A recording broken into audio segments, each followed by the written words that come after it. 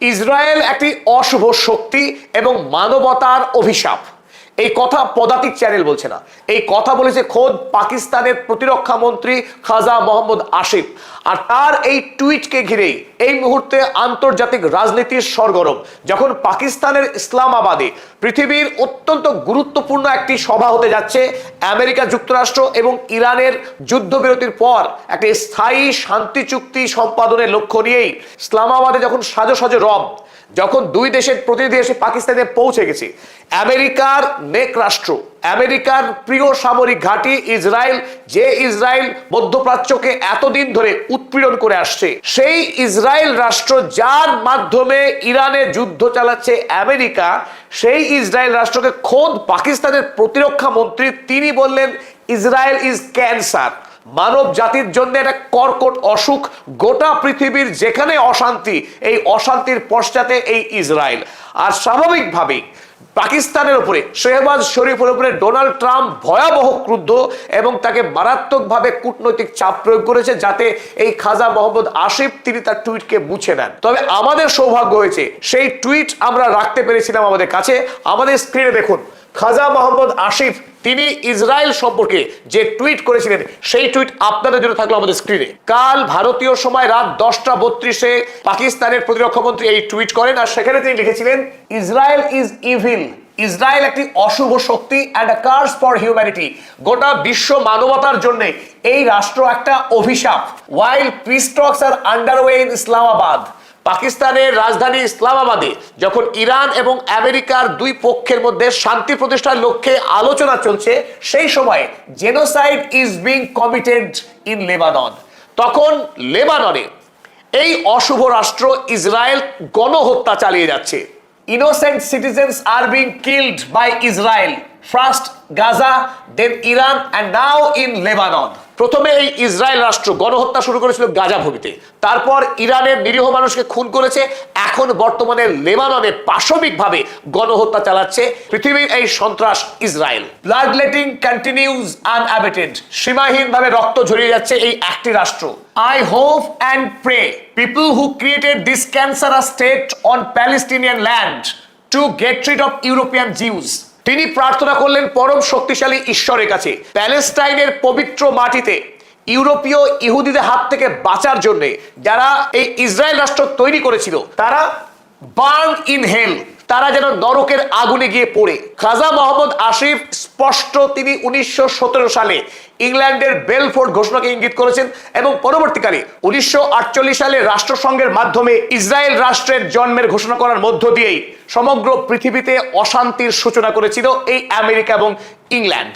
তাই খাজা মোহাম্মদ আসিফ খোলামেলা আক্রমণ করেছে আমেরিকা যুক্তরাষ্ট্রকে এবং ইংল্যান্ডকে। স্বাভাবিকভাবেই পাকিস্তান রাষ্ট্রের প্রতিরক্ষা মন্ত্রী যখন ইসরায়েল রাষ্ট্রের বিরুদ্ধে এইরকম বিষোদ্গার করেছে, ডোনাল্ড ট্রাম্পের টনক নড়ে যায়। ডোনাল্ড ট্রাম্প তড়িঘড়ি শেহবাজ শরীফকে চাপ দিয়ে এই টুইটকে মুছতে বাধ্য করে পাকিস্তানের প্রতিরক্ষা মন্ত্রীকে। কিন্তু ততক্ষণে এই টুইটের বিশ্ব রাজনীতিতে যে প্রভাব পড়ার কথা ছিল তা কিন্তু পড়েই গিয়েছে। আর প্রত্যাশিতভাবেই এই গণহত্যাকারী প্রধানমন্ত্রী বেঞ্জামিন নেতানিয়াহু তিনি ভীষণভাবে ক্রুদ্ধ হন পাকিস্তান রাষ্ট্রের উপরে এবং তিনি টুইট করে জানান যে পাকিস্তান রাষ্ট্রের এই রকম টুইট যখন আমেরিকা যুক্তরাষ্ট্র দয়া করে ইরানের সঙ্গে চুক্তি করতে যাচ্ছে, সেই সময়ে পাকিস্তান রাষ্ট্র যে মধ্যস্থতাকারী দুই রাষ্ট্রের মধ্যে, সে যদি ইসরায়েলের বিরুদ্ধে এইরকম বিদ্বেষপূর্ণ কথা বলে তাহলে চুক্তি কি করে সম্ভব, তিনি প্রশ্ন তুলছেন। খুনির আমার বড় গলা, যার নামে ইন্টারন্যাশনাল ক্রিমিনাল কোর্ট যুদ্ধ অপরাধী হিসেবে অ্যারেস্ট ওয়ারেন্ট জারি করে রেখেছে, সেই গণহত্যাকারী শিশু হত্যাকারী বেঞ্জামিন নেতানিয়াহু তিনি বলছেন যে পাকিস্তানের পররাষ্ট্রমন্ত্রীর একটা টুইটের জন্য ইরান আমেরিকার শান্তি চুক্তি সম্পাদিত হবে না। যদি এই যুদ্ধবিরতির চুক্তি পাকাপাকি শান্তি চুক্তিতে রূপান্তরিত না হয়, তার জন্য 1 নম্বর দায়ী থাকবে বেঞ্জামিন নেতানিয়াহুর ইসরায়েল।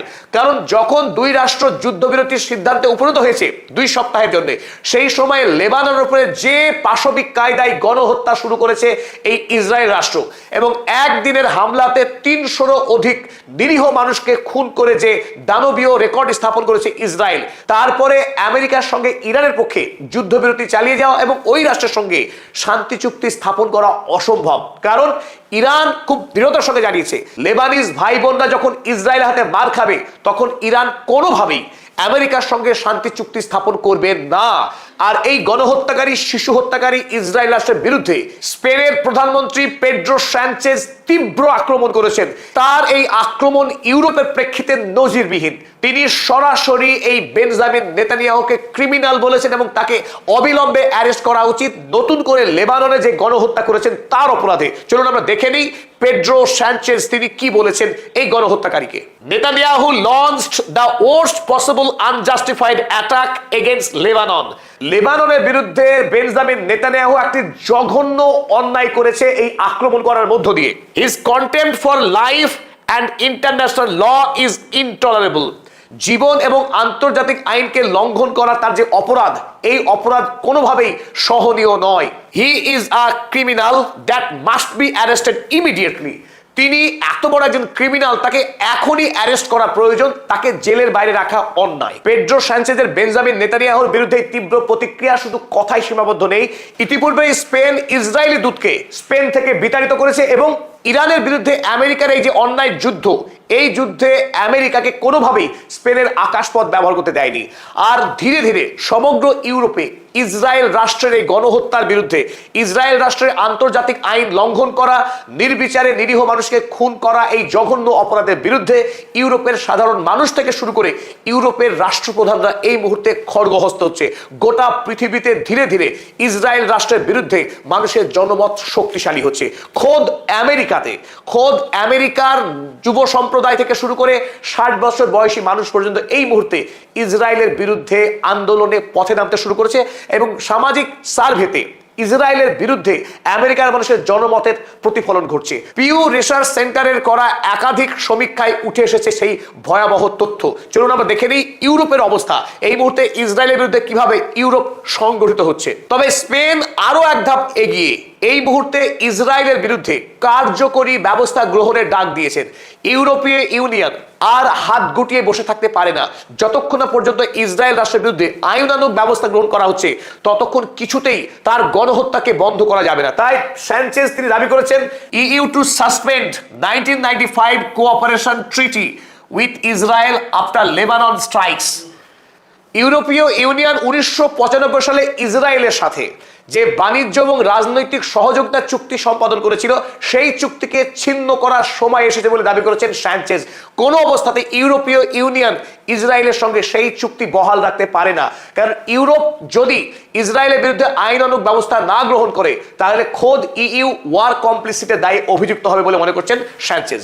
ইউরোপীয় ইউনিয়নের ফরেন সেক্রেটারি কাজা কাল্লাস তিনি যদিও খানিকটা ইউরোপীয় যে এতদিনের যে প্রথাগত অবস্থান ছিল ইসরায়েলের পক্ষে, সেই জায়গা থেকে শুরু করলেও ইসরায়েলকে তিরস্কার করেছেন সাম্প্রতিক সময়ে লেবাননের উপরে এই অমানবিক গণহত্যা চালানোর জন্য।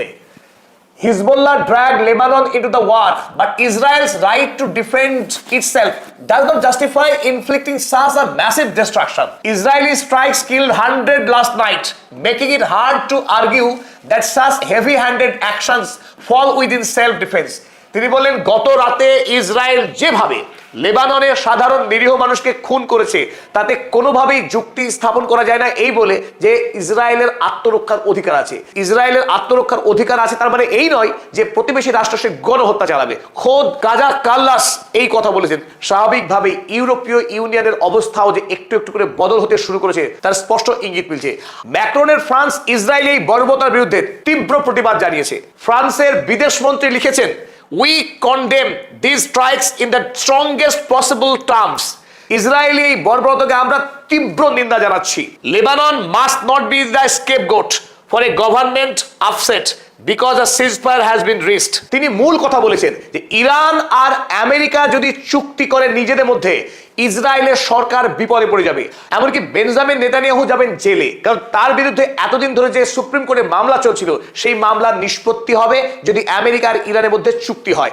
তাই নিজের দেশের সরকারকে বাঁচানোর জন্য, নিজের গদি বাঁচানোর জন্য বেঞ্জামিন নেতানিয়াহু লেবাননের সাধারণ মানুষকে খুন করছে। তাই এই খুনকে কোনোভাবেই বরদাস্ত করা যায় না, লিখছেন খোদ ফ্রান্সের বিদেশমন্ত্রী। ওদিকে ম্যাক্রন তিনিও বলেছেন, Lebanon must be fully covered by it, অর্থাৎ এই যুদ্ধবিরতির আওতায় লেবাননকে আনতে হবে।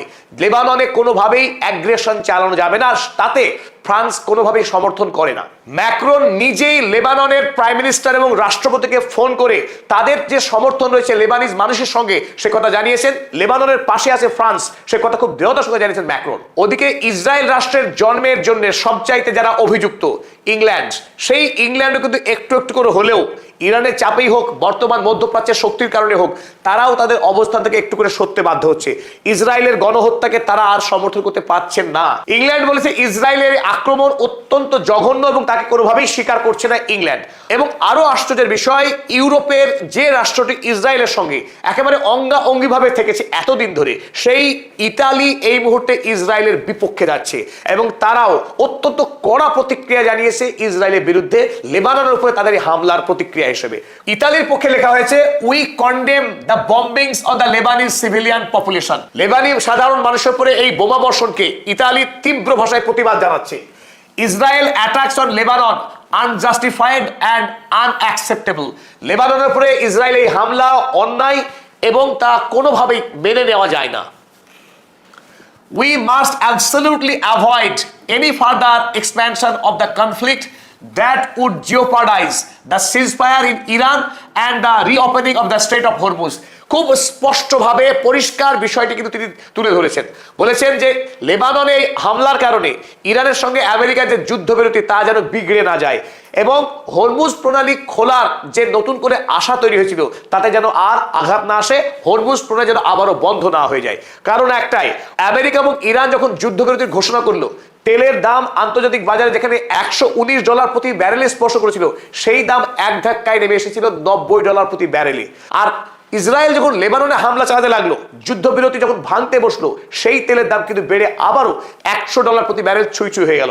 তাই ইউরোপ মহাদেশ যখন আর্থিকভাবে রুগ্ন, তারা কোনোভাবেই যুদ্ধকে, ইসরায়েলি এই বর্বরতা এবং গণহত্যাকে সমর্থন করছে না।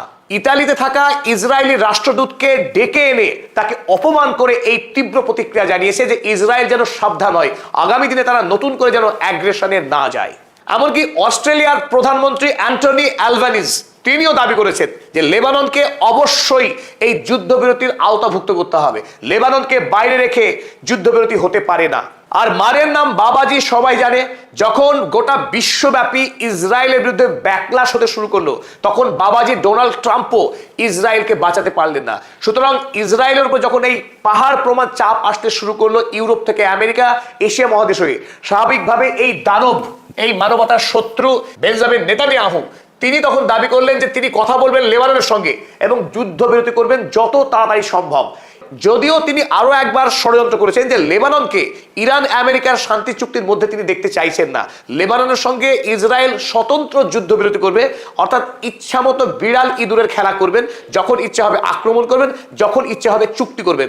তাই এই ষড়যন্ত্রকে ইরান কোনোভাবেই পাত্তা দিতে রাজি নয়। ইরান লেবাননের ভাই বোনদের সঙ্গে এক কাট্টা হয়ে আছে এবং ইরানে যদি শান্তি প্রতিষ্ঠা হয়, যুদ্ধবিরতি হয়, লেবাননের শান্তি প্রতিষ্ঠা হবে, যুদ্ধবিরতি হবে। তাই ইসরায়েল রাষ্ট্রকে কোনোভাবেই ইরান ভরসা করছে না। প্রয়োজনে আগামী দিনে নতুন করে যুদ্ধ করতে প্রস্তুত ইরান, কিন্তু ইসরায়েলি খপ্পরে লেবাননকে পড়তে দিতে অপ্রস্তুত এই মুহূর্তে আয়াতুল্লাহ মুজতবা খামেনেই।